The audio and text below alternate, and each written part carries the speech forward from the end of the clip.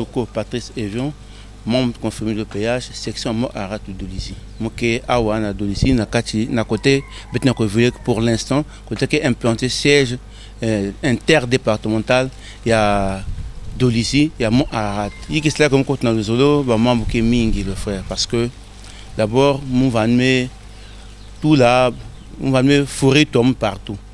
D'abord, je suis protestant de naissance. Toute la famille est protestante. Donc, nous, na dans le Zolo, là, vous savez qu'elle est. Nous allons être dans Banzila, il y a pipa, il y a la maison mystique. Mais quand dans la maison mystique, c'est que nous allons que dans la sœur. La même que la sœur, deux forces dans une même maison, ça ne pourrait pas marcher.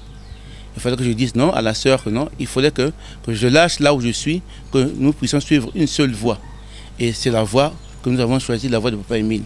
Et cette voie de Papa Émile, vraiment, je vous assure, il y a beaucoup de témoignages. Il met ça à ce que moi persisté dans les d'abord, en premier abord, j'ai été, Papa Émile m'a épargné mon. Le deuxième, Papa Émile m'a épargné mon. Dans le monde, Papa Émile Kinsambi. Parce que sans lui, peut-être, je serais peut-être poussière. Mais il me dit, pour l'instant, papa, mon tu veux l'un idée que non, Katuka, marinière, il y a Papa Émile. Ou bien, Zonza, il y a Papa Émile, il n'a pas accepté à il y a un doute venant côté moun. Bah il y a qu'on Zonza que non, Émile que facile, Émile que c'est une mettre la cacabao. Parce qu'ils n'ont pas encore vécu le vécu. Parce qu'ils ont déjà vécu. Témoignage à Tam aussi, il y a canon qui ça c'est que il y a un vivre à facile. En toi qu'on a dans bicamo mon côté insilié. Mais comme à bout de pas vivre à ni va qu'on a tout voir que toi une qui bimpoï là, va qu'on a Zonza à tout moment avancer côté Kwenda. Mais pour l'instant na mono, il me zone c'est Papa Émile quel est Zambi. Kumba la sœur Mabiala Torren Marina, membre confirmé de l'OPH. Je suis évolué qui est dans la section mon Ararat et Dolisi. Je suis côté l'association de Zolo Amour depuis que je suis fier parce que papa et maman qui semblent déjà enfin côté dans le Zolo donc nous aussi mais aussi du camp de nous côté l'association de Zolo Amour au PH. Et au fur et à mesure on a découvrir maman on a kacha asla au PH et le témoignage qui est mingi si bien que qu'on expliquer qui est compliqué parce que même que vous témoignez nous il y avait quand même difficile. Le frère Mabiala, c'était Christophe Guidel. Il y a même la section de Mont Arat et à Pointe-Noire qui évolue dans la sous-section 3 au REB. Les moudouas qui vous m'ont dit, enfin, il va évoluer bien dans le premier moment. Comme on va avoir un problème de difficulté, tabac monstrueux.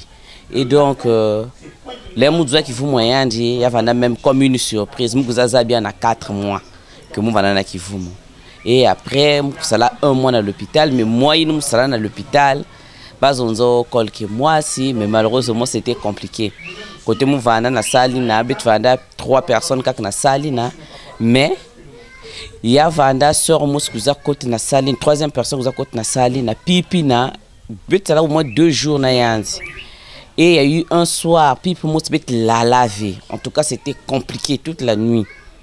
Mou la laver dans l'hôpital. En tout cas, mou la laver. J'ai senti une présence bizarre.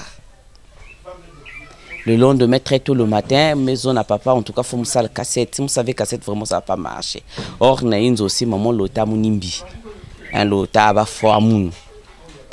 Quand j'ai fait ma cassette au GEM, et puis il y a 2e parce que sœur une cuisa quand va na ba mam zolé. C'était pour une première fois montal bibo que ça le maquillage qui fumait cigarette et cette nuit là donc le jour que j'ai fait la cassette au GEM cette nuit là ba ou ba ça la dysenterie. Il y a compliqué et ils étaient obligés même de fuir l'hôpital. Ba va me kumena cuisa ka na tango ba que ça makelele après me kwena. Parce que cuisa na tango ba va ku la le diave. C'est là où j'avais compris que finalement, il y a des hôpitaux qui parce que même leur fille, là, j'étais obligé de la sensibiliser. Il y a une salle même courrier Mais sauf que jusqu'à aujourd'hui, je ne sais plus là où elle se trouve. Parce que ma cabana, on a Dolisie, on a hospitalisé ensemble. Quand même, on a Sika Bangunza, paraît-il qu'au fond, elle n'était même pas enceinte. Elle a myome. Et il fallait opérer les myomes. Donc, ça l'a courrier, ça l'a même la cassette. Mais après là, je ne l'ai plus jamais revu. Sinon, pas de témoignage qui est mingi. Si bien que même le frère Mbouli Meluta, vivre à l'hôpital pendant une semaine, c'était difficile. Médecin qui quiz au feu basika, il y a quelqu'un qui quiz, je dis mais non, en façon mon tu m'as ajouté menga. Mais pas de numération de contrôle quand façon une basika dans l'hôpital. Du moment où que non si mon temps transfusé, il faut obligatoirement passer la numération de contrôle pour que est-ce que menga ainsi de suite. Alors vraiment si Papa Emile Vandan Zambivé, n'a pas si. Mais comme Papa Emile est Dieu, il est au contrôle, nous avons vraiment été là que normalement, il y a que vélu ce qui est, il y a que témoignage genuine. Et nous avons fait mais quand même Papa Emile. Toute ma vie est un témoignage, toute ma vie, un grand témoignage. Je le veux, je le peux, j'irai à Jésus. L'essentiel que ça dit là, et bet diati là, mutinu yani mekuzola.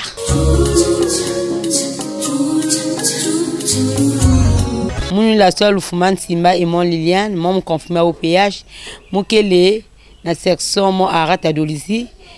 On est au moins à l'usure de vita mais mon coup d'avoir motivé depuis 2008. Parce que moi na pouvoir kubuta.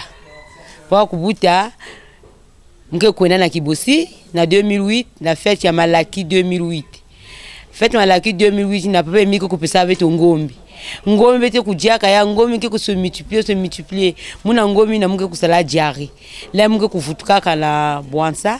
Peut-être niveau na section Bwansa. Mungu kufutuka na Bwansa même pas mungu ni kivumu ya la sœur Luzolo Setichi. Il n'a pas que moi me confirmer au péage. Après la nuit kuna mungu sa kutelama ngolongo la kati ya kisala papa Emile. Na mani ma papa Emile vraiment na Bweso ya yani ya Kinzambia yandi ya kusala ke baba na muno sumuna kubuta après 3 ans. Et puis ce sont les enfants qui sont dans la prière. Et puis ngo voulait la tourner na papa Emile passer papa Emile ke mutu akaka. Ba docteur ya toto kuzona muna mwana moji muza kubuta la césarienne mais malheureusement ya miku épargner césarienne. Mwana ngome kubuta la makaka ni na mika trape kubika bitu.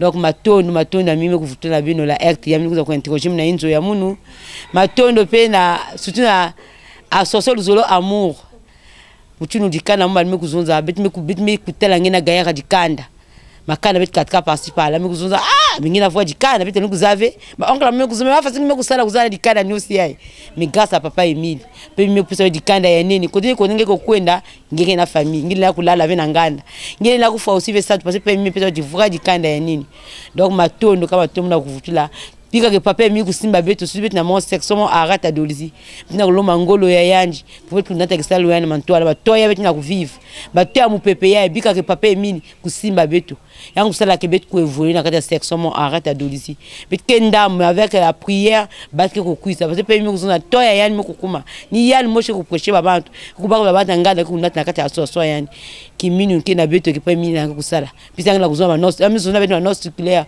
ami zona beto na cassette ya matoya application mamba yani matono na nyusu na mukufutla bino RTA na ni kuza lupanga beto la famille Luzolo papa Emile Kenzambi parce que si papa Emile va laver Nzambi kabiti yaki même pas la vivre pe mingi na kusala au-delà de ce que nous pensons pe mingi na sala ya yandi ya kulutina katikati ya beto na makanda ya beto pourquoi bana bana ya beto même bana beto na l'école bana kutala baba génie comment se fait-il bana munu surtout ko na kaka na marinière na l'école marinière ici tenu à jour à l'école. Tu vois, maîtresse que même quand la manière moi n'a que kumanga parce que Emile Kenzambi. Na beto papa Emile Kenzambi. Parce que me couper ça ma weti ma mingi. Beta ni kuzaba ve, mais pas mieux que la sa vérité divine ya l'ange. Pas mieux que la sa beto Luzolo ya macheleka. Quand Luzolo vanda kave le frère, quand ba tu dois quand par-ci par-là la kuzo assister beto na mambo nous akuzo awa. Tellement bon mais papa me couper ça avec du canne ba me kuisa ça me kodiser ba me kumouyer mayo ya bao jusqu'à ce que mon kemo me kumanisa me kufutuka ya bao donc matondo si papa Emile venani diaka vile na kuzona toya si papa Emile venani diaka vile na kulana toya ni yandi ki le batele et le bashidi ni yandi nzambi kaka ni yandi la kulana mutu kaka ve dans la minute ye ngola beto kenda papa Emile bika beto kulana ntino asukuna jusqu'à ce que moi la beto kusuka ni na beto kubika pe toto yayi. La sœur Massambi Nyangoula Nina, membre conféré à OPH, section Ararat ya Dolizi. Qui sera quelqu'un qui a été associé au Zolo Amour? Mes associations du Zolo Amour depuis 2007 dans Libreville. Maman Vanda, moi, Maman Vanda, fiet après. Je suis contre le Zolo, je suis la solution. Je suis Kangama le Zolo Tiboubien. Donc, malgré mon pépéré, je suis là, tout le Kangama n'a qu'à ah, nous avons montré témoignage.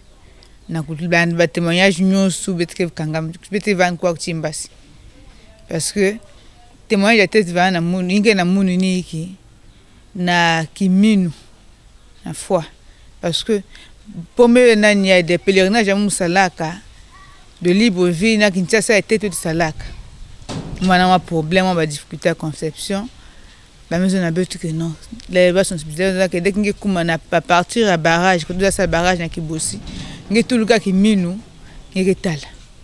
Betu na kacha train, betu me kum na niveau ango, ka qui minu comme nouvellement arrivé, on va na idée me traverser Kinshasa. Au retour, déjà na Kinshasa m'a vivre munu, je me suis dit que ah ba nous avait mais l'alpipe nous tout, me bout matadi ba kayo ya menga. Toute la nuit. Donc, on a logé à Kinshasa. Après, on a retour. Mon cousin me constatait que on va en retard. Moi, il y a 9 ans bien. Mais depuis, tous les jours, des épreuves, des événements, mais il y a une mosquée qui a été une boubia maison. Je suis né d'une famille de 14. Après, je suis 14, mais je suis l'unique dans Asla, au PH. Je me parce que na moun papa Emile Kenzambi na mouni na kusana kacha mou malgré mon pépé malgré les événements mais je toujours na tenir donc ni jina me kangama na cela au PH. Le frère Mbouli Mbenza Francis, membre confirmé de l'OPH, moko na section ya Mont Ararat ya Dolizi. Na beaucoup de pendant na Libongo responsable de l'administration na section Mont Ararat de Dolizi. Ngai ndeko na bino mobali na laki un monsieur un peu renfermé par ma jeunesse ou à l'école tino na koti na commune na Luzolo parce que et aki bongo papa na ngai le frère Mbouli Média Victorien alaki bongo na souci à makasi kotala que nalaki trop renfermé, ma camarade était et angaki que vraiment na se s'ouvrir na ndima baninga et na koma elongo na baninga et abundi na bo kasi na yeso mobali pour ngai ndeko na bino na koma membre na kacha OPH depuis les années 80 jusqu'à 88 et pai ngana keneki ko ndima kwa la moko na kacha OPH.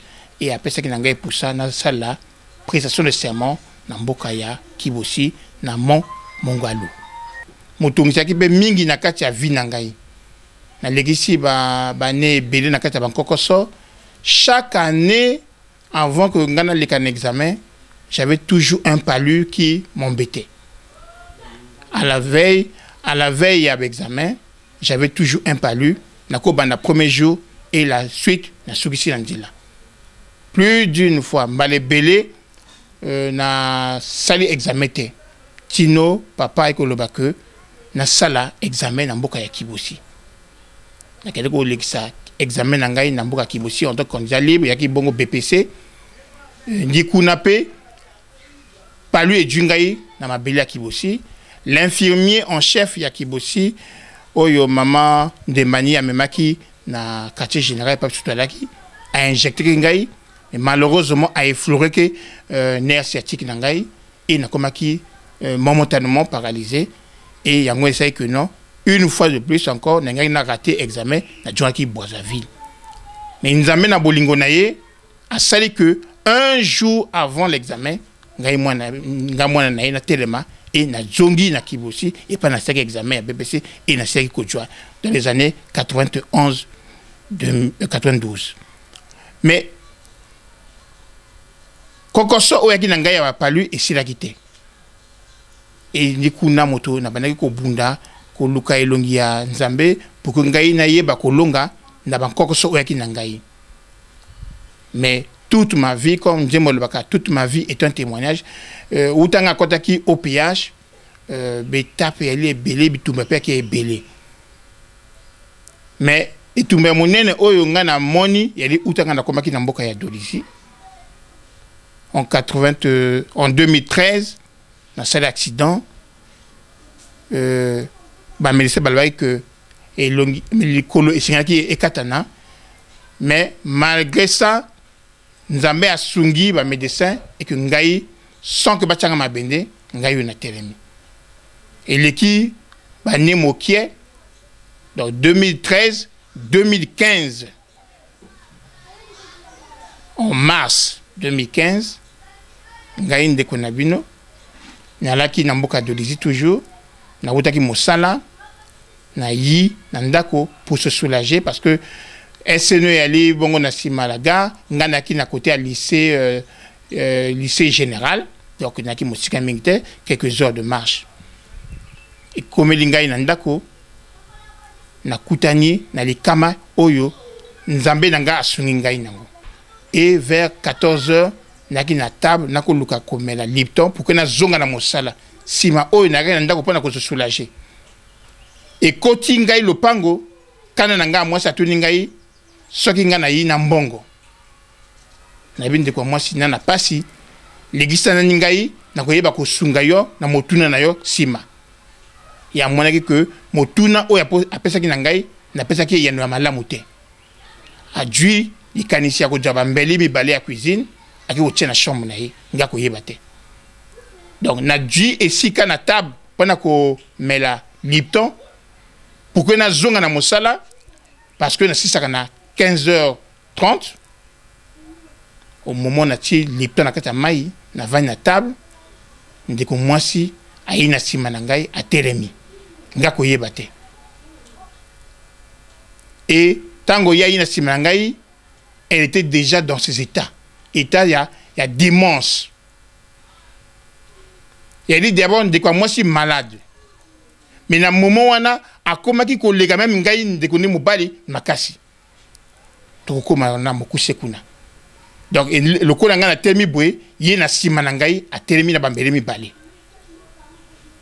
ya liboso apike ngambeli awa et donc apike ngambeli awa abimisi moshuni bibimi donc poso na moshuni ekomi ko pondre makilezo bima mais malgré que piqûre ya selinga na mbeli ngai na senti ataka douleur mokote mais na senti que non liboko lingani na se demander est-ce que comme tremblote ya moi makasi ou quoi oh ba piquer ngambeli makilezo bima na zo yebate na yé pesi kanda parce que na zo réagir té a piquer ngai mbeli 2 fois awa a piquer mbeli a bimisi makilezo bima nga zo réagir parce que piqûre et ça ngai pas cité. C'est comme si n'a qui inoptilisé et ba douleur n'a ressenti en côté. Et péché sous kanda, ndiki na zuta motombeli, motanga zo réagité. Ndikuna ayiko tobolanga na sima kingo awa. Akotsi ngai mbeli mobimatu na kati ya kingo. Tanga akotsi mbeli abimisi mbeli. Akomi ko djela réaction na ngai. Ndeko basi ya mibali et elle lit solo lelo mais yaki tanga pasi a piqué mbeli mobimbe kochi na kingo na senti douleur te a bimisi mbeli na senti pe douleur te mais na ko senti bouffée de chaleur na mokongo donc chaleur na mokongo et comme ko matana kingo na lebi ah c'est vrai que moi yali minani mpe na meli Lipton te pona luka njute ko na moto ndengeni na julo boka ya mwasi na simi na sima kingo na moni makila oh makila mais na jogi ndenge nini Nyoso wana ya temi na sima ako di la réaction na ngai. Na le non il faut na yeba poani na joki. Na pousser chaise à table, na telemi, na balola po na mona ni na sima ngai, na moni ndeko na nga mwasi a temi na bambeli mi balebi. Alobi na ngai lelo Satan akolonga nzambe. Na lebi ndeko mwasi. E bani ndenge nini yote mena ngai na bambeli. Mutuna na baki na kopesa yanu. Awa na kei mosala te po na nini otinga bambeli.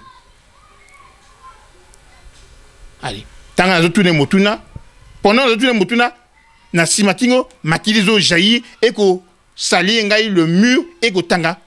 Donc ya kingo ya maboko na épaule. Na kingo eko kende e ndako te komi kutuna makila. Na komi ko sentir que na komi mona flou, na komi faible. Non, il faut na réagir, il faut na simbaye, na immobiliser. Pendant que ngazo bunda na ye, ndeko mwasi yangai la sœur Mabiela Tioren Marina, alaki bongo na sima, aki ko sala ndunda pebilia. Mwana na bisa mwasi aki ko skaba sanya sima. Donc ngai na ye na kachandako.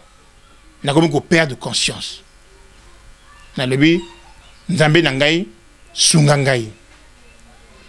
Avant na sima maboko na ye, ina kanda amoni que non, magasi nga bambeli na ko réagite a pasoli ngai awa. Tanga pasoli ngai awa, alors vena ko de bekadeni ali, makiri mu donc e comme go jibangai e longi tu mobima. Na réussi ko simel maboko et na kwesi ndeko mwasi na mokongo na tisko mokona ngai na liboso ya poitrine na ye et na sima maboko bui. Na comme ko crier pour que mwasi na sima ayoka. Mais malgré ça, comme il est fatigué, moi ça fait côté. Ngapé na bundi. Maintenant, yé comme à moi na si ma boko na kanda, alors il faut aller en gamino pour que ngana lâcher ma boko à continuer ko piquer ngabambeni. Mais nzambe oto so sambela, nzambe o ngaki ngai et ngaki le long ngai na témoigner mo kwale lo, a sali que malgré que na ko la fatigué na si ma boko. Nzambe a permettre que la sœur Mabiela Tioren Marina asisa mosana yako suka bandunda mbisi ayaka a continue ndako amoni makila ndeko zotandana et ko copie sol et le mur yaki pembe et komi makila oyo suni imbala moko abaki miso amoni biso na se toko bunda na bambeli mi balana la sœur abaki continue na bomba ko moklier na bolingo nzambe comme taki mosika c'était ekbe mokola composition ba lycéen ba ko lekana la sœur abimi na mbango abengi lisongi ya ba lycéen. Ba lycéen mbele ba kota bia non ba bakata ba mbeli oya simbi toko sunga ite ba sobiso be toko kufa. La sœur na courage oya kinango a sungi bango ba yiti pembeni. Donc na liboko na ngai ya mwasi comme congélateur ya côté na rosi ko bola maboko ya la sœur a lâché mbeli. Il cherche ko kambeli ya liboko oya mobali. Si la sœur Marina a ko sunga ngai a bendi mbeli et ijokisi la sœur tana nanga mwasi na pomme ya maboko likuna ya lâché mbeli ingai sko na longoli na poitrine na ye ba yeba telemisi ye ba tina mopanzi ingai fallait ko batombolanga ba manga mbango na l'hôpital général ya Dolizi. Voilà bandi ko basi mbali et pas papa qui me fait quoi bo a longa na kacha pasi ya kana a miminga na l'hôpital et na sali mikol o isinga ko sala kuna ba o pe na mona na l'hôpital.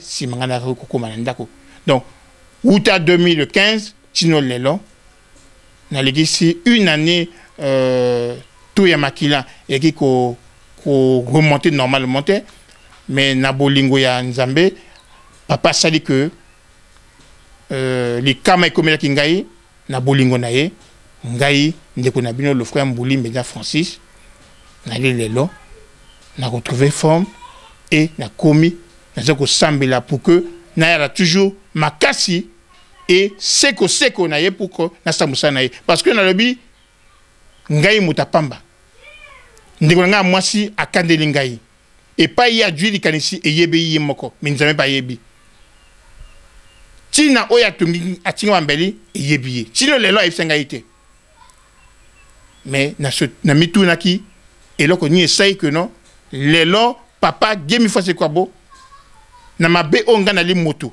na li sum obisu sa tango iso asunga pona nini et je me suis dit c'est sûr et certain. Na moké ya mosala auto sana komona ye. Na bolingo auto tia maboko na ba poche pour que tout ça la œuvre n'est que liboso. Voilà pourquoi sûr et certain Yenzambe ayorenga mawa na ndembe oba agressé ngai et a pesi ngai pour ça ngai lelo. Na tellement na continuer œuvre na ye tino lelo to comme na mo arat parce que il kame comme là qui avant ba mo arat lelo a réussi ko longo ngai n'est pas toi là qui a meminga tina mo arat parce que ngai que non et pas longo ngai na ba puta ngai pas ngana kende na ye tino mokol o ya ko yeba que non oui na longo ko ba mbeli parce que ngai que non il kama o nga comme là et que ça vient na njiate yo sala mo sala o ngangi o sala na mokilase voilà lelo bande kwa basi na mo basi mibali Nzambe papa gimi fasi kwa bo alunga nga kata pasi lelo alunga ngai na nzele pato ki ya libunga a komisinga na mo arat ani que na continue mo sana e na yango na kotonda ye na makasa zo pesi na ngai e na ningi que asunga ngai na longa na mission o ya pesi na ngai lelo lobby tino mokola ko binga ngai. Je m'appelle le frère Bikungu Mwambajan, membre confirmé de l'OPH, inspecteur spirituel et itinérant, le chargé à la jeunesse à la section d'arrondissement, la Jérusalem Céleste 4 et la Jérusalem Céleste à Pointe-Noire. Ici, présentement, je suis à Dolisie. Je suis venu, bon, c'est pas un voyage professionnel, mais c'est César qui m'a amené, juste les petites occupations qui ont fait que je vienne à Dolisie. Bon, dans l'association Luzolo Amour, en fait, il n'y a pas eu quelque chose de grave qui m'a amené à Luzolo, mais c'est le dombage qui m'a attiré dans l'association Luzolo Amour. Je m'intéressais beaucoup au dombage et très souvent, quand il y avait des dombages de décès, j'arrivais, je m'amusais, en fait, je dormais avec les frères et sœurs. Et voilà comment j'ai commencé à enregistrer les chansons de Luzolo. Et c'est le frère Belanissé en ce moment-là, puisque nous sommes connus depuis l'immigration. C'est lui qui m'a enregistré les chansons et qui m'exhortait pour que j'intègre l'association Luzolo Amour. Malheureusement, c'est une sœur, paix à son âme, la sœur Fernande, parce que nous vivions dos à dos au quartier Culotte. C'est elle, un dimanche, je jouais la musique de Luzolo dans mon bar et qui a promis m'amener quelques frères et sœurs de l'association Luzolo Amour. Donc, les frères de la JC4, en ce moment-là, c'était la sous-section 4. Et un dimanche, à 12h passées, je la vois venir avec quelques frères et sœurs à la maison et qui m'ont sensibilisé ce jour-là. Et voilà comment j'ai intégré l'association Luzolo Amour. Mais entre-temps, la même année, donc en décembre, comme la sœur, ma femme, était malade, elle n'avait pas encore intégré l'association Luzolo Amour et j'avais décidé qu'on aille à Kibossi ensemble avec les frères et sœurs de l'association Luzolo Amour. Et nous sommes allés, voilà un peu le premier témoignage dans le foyer avec la sœur qui n'avait pas encore intégré l'association Luzolo Amour. Donc nous sommes arrivés à Kibossi parce que ma sœur, nouvellement accouchée, elle piquait des crises, donc vraiment les picotements partaient de l'orteil, tu vois, jusqu'au cœur. Et du coup, donc, et c'est à Kibossi où elle a trouvé vraiment guérison et satisfaction parce que dès qu'elle ne pouvait même plus porter les sandales. En tout cas, elle a passé vraiment un bon bout de temps, plus de 3 mois comme ça, mais arrivée à Kibossi, vraiment, elle s'est baignée à l'Anguetani et c'est la première année que j'ai foulé les pieds au Mont Karikari à Kibossi. Et depuis cette année, j'avais confirmé que Kibossi c'était le jardin d'Éden. Parce que quand j'ai vu le paysage du Kibossi et les brochures que les témoins de Jéhovah nous donnaient, j'avais vraiment compris que le jardin d'Éden c'était à Kibossi. Ça, la première année que je suis rentré à Kibossi. Et voilà en tout cas ma conviction est partie depuis là. Jusqu'à aujourd'hui, je suis vraiment fixé à Luzolo. Les témoignages vraiment sont multiples. J'en ai assez me concernant. mais le temps ne me permet pas. Mais il y a eu un témoignage quand même que j'ai essayé un peu de donner au mont Ararat concernant ma vie spirituelle, ma vie professionnelle plutôt. Donc voilà quoi, sinon sans Papa Émile, je suis là.